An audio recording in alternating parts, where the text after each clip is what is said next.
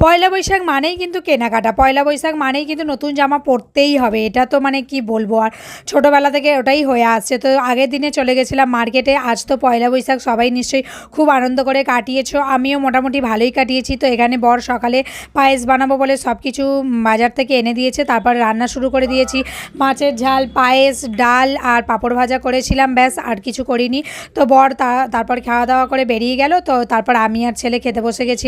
আর মাছের ঝালটা কিন্তু দুর্দান্ত টেস্ট হয়েছিল, ক্যাপসিকাম দিয়ে কিন্তু খেতে খুব ভালো হয়েছিল। তো পায়েসটা তো টেস্ট হয়েই ছিল, পায়েসটা মোটামুটি আমি ভালোই বানাই। তো এখানে তারপরে বিকেলে ওর দাদা এসেছিলো, ওরা দুজনেই খেলছিল, তারপরে ওর দাদাকেও একটু পায়েস টেস্ট করালাম, মুখ মিষ্টি করালাম, পয়লা বৈশাখ বলে কথা। তো সন্ধ্যেবেলা এখানে রিয়ারা আসবে বলে অনেক রকম কাটলেট আনিয়েছিলাম, যদিও ওরা সেরকম কিছু খায়েইনি, এত তাড়াহুড়ো করে বাড়ি চলে গেল যে মেয়েটা জুতোটাও ভুলে গেছে। তো তারপর অনেক রকম মিষ্টি দিয়ে কিন্তু পয়লা বৈশাখের দিনটা শেষ করলাম।